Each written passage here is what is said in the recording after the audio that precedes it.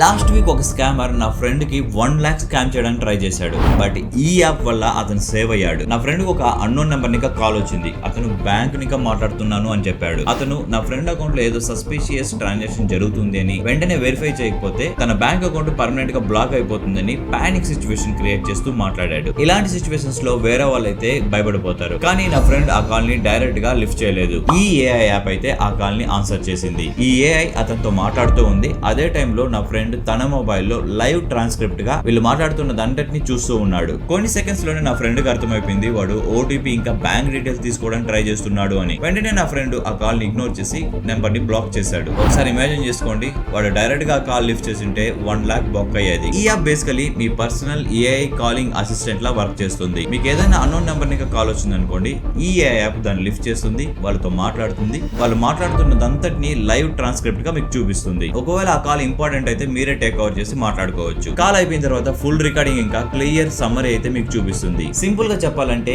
ఈ app spam calls, scam calls ఇంకా marketing calls ని మీ బదులుగా ఇది హ్యాండిల్ చేస్తుంది.